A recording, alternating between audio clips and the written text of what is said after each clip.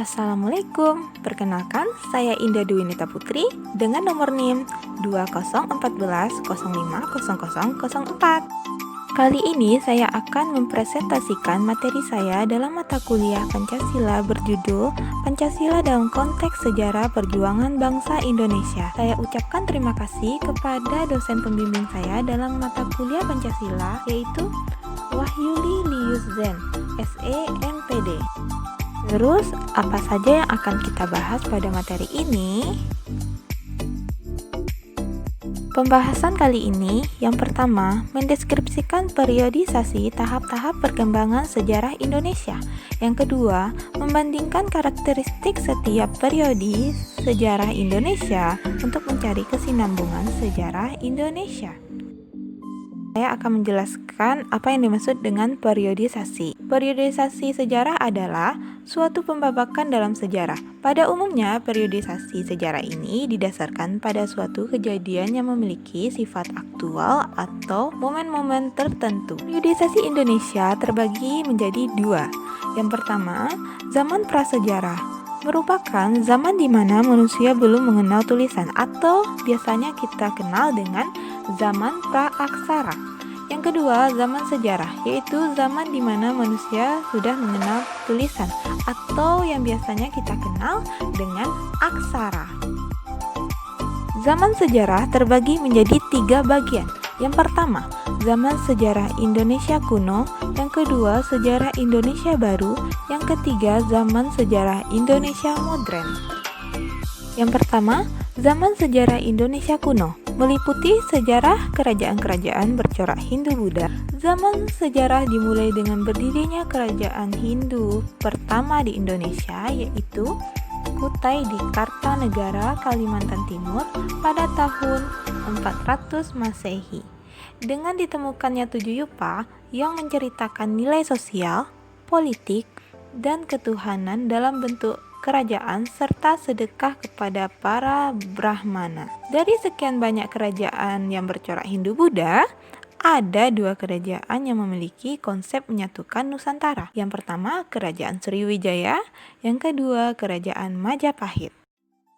Masa Kerajaan Sriwijaya. Kerajaan Sriwijaya di bawah dinasti Sailendra pada tahun 600 Masehi sampai 1400 Masehi, berciri kedaulatan. Sejarah Kerajaan Sriwijaya dapat diketahui dari prasasti Kedukan Bukit Brangka tahun 605 Caka, atau biasanya kita kenal pada tahun Masehinya 683 Masehi.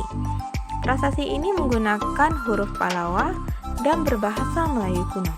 Kerajaan Sriwijaya sangat mengandalkan kebesaran lautnya dengan menguasai lalu lintas laut di Selat Sunda pada tahun 686 Masehi dan juga di Selat Malaka pada tahun 775 Masehi. Kerajaan Sriwijaya merupakan kerajaan Buddha terbesar di Asia Tenggara pada masa itu. Di sini juga terdapat perguruan tinggi yang mengajarkan tentang agama Buddha dengan seorang guru yang terkenal yang bernama Mahaguru Dharmakitri. Masa Kerajaan Majapahit. Kerajaan Majapahit yang mencapai puncak kejayaan pada masa Hayam Wuruk dengan patih besar Mahapati Gajah Mada. Majapahit meninggalkan beberapa karya besar seperti Negara Kertagama pada tahun 1365 Masehi yang terdapat di dalamnya istilah Pancasila karangan Empu Prapanca.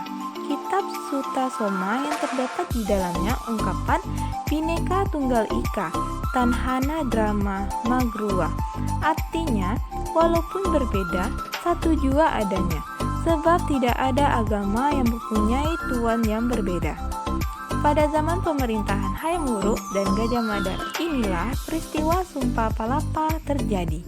Dengan menggelegar, Gajah Mada mengatakan, "Saya baru akan berhenti berpuasa makan palapa jikalau seluruh Nusantara bertakluk di bawah negara. Jikalau Gurun, Seram, Tanjung, Haru, Pahang, Dempo, Bali, Sunda, Palembang, dan Tumasik telah dikalahkan." Berikut ini adalah nilai Pancasila pada masa Kerajaan Sriwijaya. Nilai sila pertama, umat agama Buddha dan Hindu hidup berdampingan secara damai. Nilai sila kedua, terjalinnya hubungan antara Sriwijaya dengan India. Nilai sila ketiga, diterapkan konsep wawasan Nusantara. Nilai sila keempat, Sriwijaya telah memiliki kedaulatan yang sangat luas. Nilai sila kelima, menjadi pusat pelayanan dan perdagangan. Berikut ini adalah nilai-nilai Pancasila pada masa Kerajaan Majapahit. Pengalaman sila pertama, terbukti agama Hindu dan Buddha hidup berdampingan secara damai. Nilai sila kedua, hubungan baik Raja Hayam Wuruk dengan Kerajaan Tiongkok, Ayodhya, Champa, dan Kamboja. Nilai sila ketiga, keutuhan kerajaan, khususnya Sumpah Palapa oleh Gajah Mada. Nilai sila keempat, nilai-nilai musyawarah dilakukan oleh sistem pemerintahan Kerajaan Majapahit. Nilai sila kelima, berdirinya kerajaan yang ditopang kesejahteraan dan kemakmuran rakyat. Zaman sejarah Indonesia Baru merupakan zaman berkembangnya kerajaan-kerajaan yang bercorak Islam, seperti diantaranya Samudra Pasai di Aceh, Kerajaan Demak, dan Mataram Islam di Jawa Tengah, Kerajaan Banten dan Cirebon di Jawa Barat, Kerajaan Makassar di Sulawesi Selatan, Kerajaan Ternate dan Tidore di Maluku Utara. Zaman sejarah Indonesia modern terbagi menjadi beberapa bagian. Yang pertama, zaman penjajahan Barat. Yang kedua, zaman kebangkitan nasional. Yang ketiga, zaman penjajahan Jepang. Yang keempat, zaman pasca Indonesia merdeka.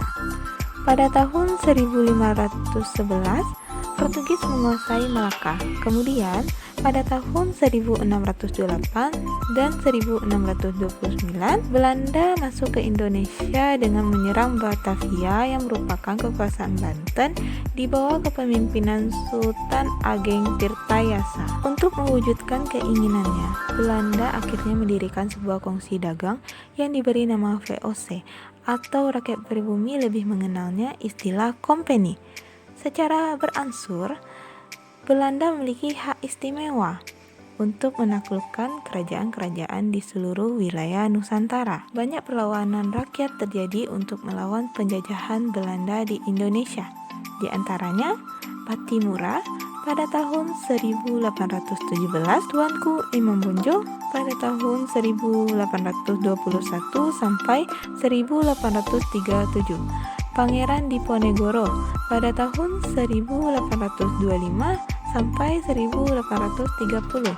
Puncak penderitaan rakyat terjadi ketika peristiwa tanam paksa pada tahun 1830 sampai 1870 atas usulan Van den Bosch yang mewajibkan rakyat menanam tanaman yang menguntungkan pihak penjajah, sehingga banyaknya rakyat Indonesia yang menderita. Kebangkitan nasional pertama adalah Budi Utomo pada 20 Mei 1908. Kemudian disusul Sarekat Dagang Islam pada tahun 1909 atas usul Hos.